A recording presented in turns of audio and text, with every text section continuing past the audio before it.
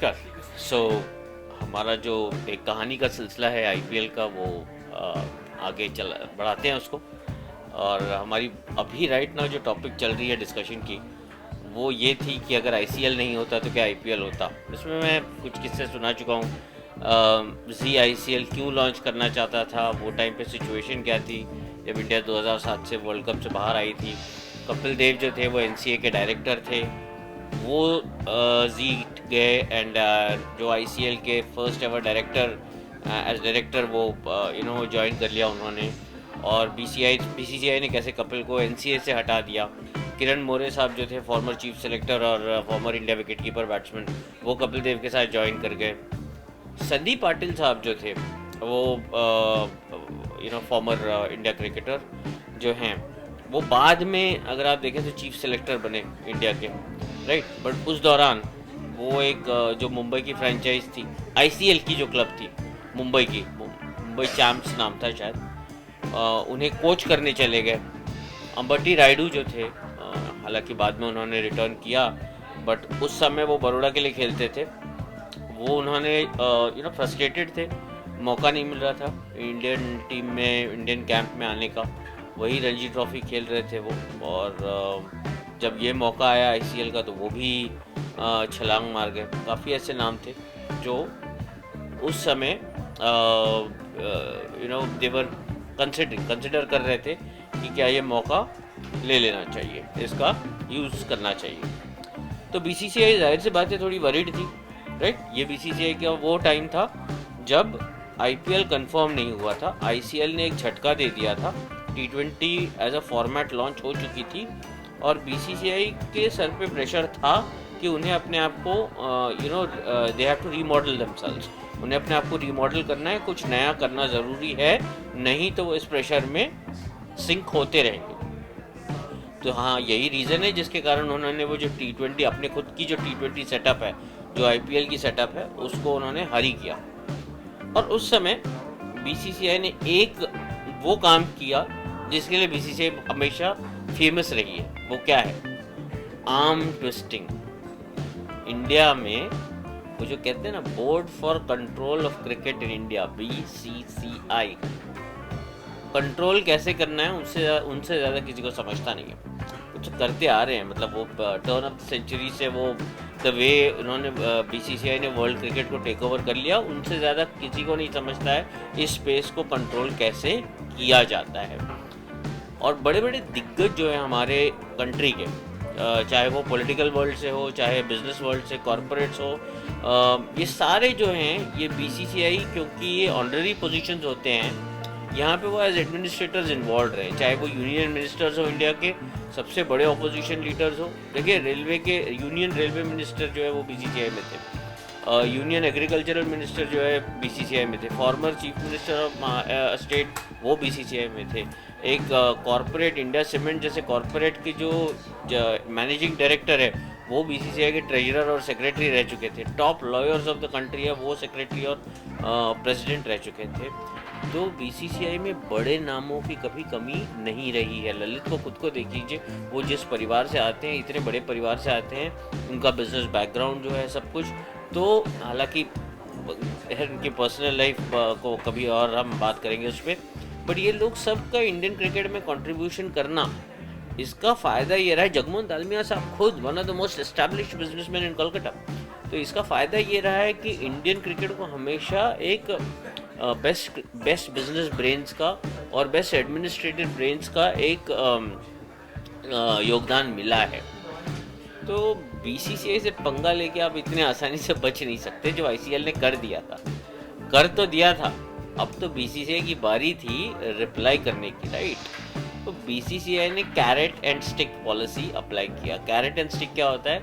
जहाँ हो सके मैं प्यार से आपको बोल दूंगा कि भाई मत जा, मैं कुछ चीज़ें करने वाला हूँ, वो उसके लिए रुक जा, पेशेंस रख। मैं तेरा मैं प्लेयर को कह रहा हूँ, अगर मैं बीसीसीआई है तो मैं प्लेयर को कह रहा हूँ रुक जा, पेशेंस रख, मैं तुम्हारा ख्याल रखूँगा। और जहाँ पेशेंस कैरेट काम नहीं कर रहा है, वहाँ पे स्टिक फिलॉसफी ये था कि बीसीसीआई ने ऐलान कर दिया कि जो क्रिकेटर उनका फोल्ड छोड़ के आईसीएल के पास जाएगा, चाहे वो इंडिया का हो चाहे कहीं का भी हो, वो उसे बीसीसीआई आगे चल के अपने फोल्ड में कभी एंटरटेन नहीं करेगी। जैसे अगर इंडियन क्रिकेटर अगर छोड़ के आईसीएल जाता है तो इंडियन फर्स्ट क्लास सर्किट से उस क्रिकेटर को बैन कर दिया जाएगा, जिससे जो अंबटी रायडू को बैन दिया जा चुका था। अब ये बीसीसीआई ने देखिए कितने स्मार्टली इसे अप्लाई किया। इसे बैन तब किया जब आईसीएल लॉन्च हो रही थी, ताकि प्लेयर्स के दिल और दिमाग में ये डर बिठा सके कि अगर तुम छोड़ के गए तो हम तुमको बैन करेंगे, ना तुम वहाँ के रहोगे क्योंकि वो चलने नहीं वाला है, और ना यहाँ हम तुमको वापस आने देंगे। उस डर के कारण कई प्लेयर्स जो है वो टाइम पे बड़ा सीक्रेट कॉल्स होते थे, जाऊँ नहीं जाऊँ, क्या करूँ, पैसे इतने मिल रहे हैं, पैसे कैसे नहीं लूँ, जो मैं रणजी ट्रॉफी में अगले 5 साल, अगले 10 साल में नहीं कमा पाऊंगा, जो अगले 20 साल में मैं पेंशन में नहीं कमा पाऊंगा, वो मुझे एक साथ मिल रहे हैं अगले 2 साल के, अगले 3 साल के।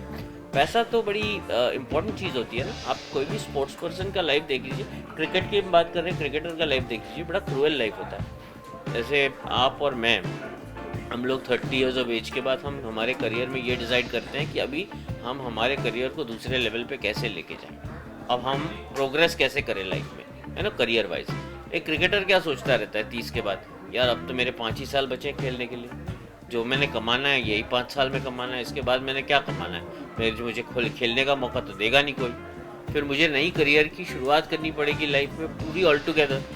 और फिर पता नहीं क्लिक हो या ना हो। आजकल देखो, ये मैं बात कर रहा हूँ 15-18 साल पहले की। आज तो बहुत सारी अपॉर्चुनिटीज़ है लाइफ में, आप कुछ क्रिकेट रिलेटेड बिजनेस कर लो, आईपीएल में कोचिंग कर लो, बहुत सारे आज के आपके पास अपॉर्चुनिटीज़ है। वो टाइम पे अपॉर्चुनिटीज़ इतने थे नहीं, सो आपको बड़ा कैलकुलेटेड डिसीजन लेना होता था। और यहाँ पे जो है जी जो है वो आपको अच्छा खासा पैसा दे रही थी टू कम एंड ज्वाइन।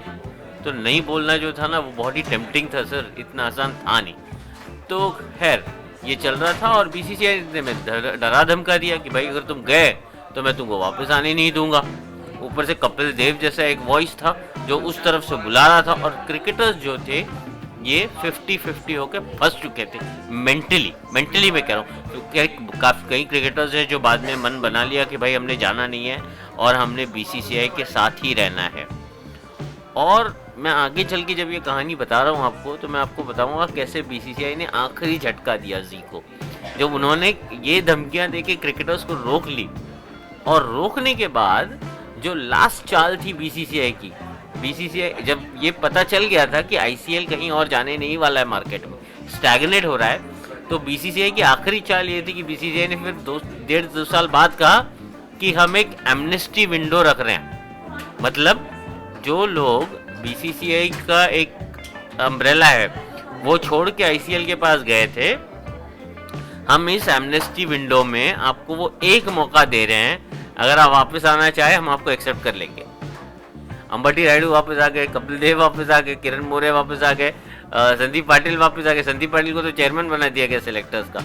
काफ़ी कुछ चीज़ें हुई, जब वापस आए तो सब अपनी अपनी डील करके आ गए यहाँ, और जी को डुबा दिया सबने मिलकर, आईसीएल को डुबा दिया सबने मिलकर। तो और बाय द वे ये तो जो प्लेयर्स और बीसीसीआई के बीच में जो चला, एक्स और करंट प्लेयर्स के बीच में, आउटसाइड ऑफ द प्लेयर्स का थिंग, वो जो लड़ाई चली है जी और बीसीसीआई के बीच, इसके आर्बिट्रेशंस हुए हैं, कोर्ट केसेस हुए हैं, कॉम्पिटिशन्स कमीशन ऑफ इंडिया घुस गया था एक टाइम पे, आर्ग्यू कर रहा है कि भाई केस लागू हो रहा है कि बीसीसीआई अकेले के पास मोनोपोली नहीं है, ये आर्बिट्रेशन में चल रही है। इंटरनेशनल लॉयर्स और लीगल टीम्स को हायर किया गया इसे आर्ग्यू करने के लिए। इसमें इंटरनेशनल बोर्ड्स की एक प्रेजेंस पाई गई। और ये लड़ाई जो है ये बहुत अगली लड़ाई थी और बहुत लंबी लड़ाई थी। बट ये लड़ाई ने एक चीज़ सिखाया लोगों को, जो लोग तब तक नहीं समझ पाए थे उन्हें एक ही बार में ये चीज़ समझ में आ गई कि अगर आप क्रिकेट इंडस्ट्री से कोई भी आपका नाता है क्रिकेट रिलेटेड, आप बीसीसीआई से पंगा लेकर, बीसीसीआई से बैर करके, बीसीसीआई से दुश्मनी लेके आप इंडिया में नहीं, आप वर्ल्ड में कहीं पे भी आप कुछ क्रिकेट रिलेटेड काम नहीं कर सकते हो। ये कहानियाँ, ये जब मैं आपको आईपीएल की कहानी बताऊंगा, 15 साल की कहानी, इसमें कई बार ये एग्जाम्पल्स मैं आपके सामने पेश करूंगा। आप कुछ भी कर ले लाइफ में, आप बीसीसीआई से दुश्मनी लेके आप क्रिकेट रिलेटेड काम नहीं कर सकते। फिर मिलूंगा अगली कहानी लेके।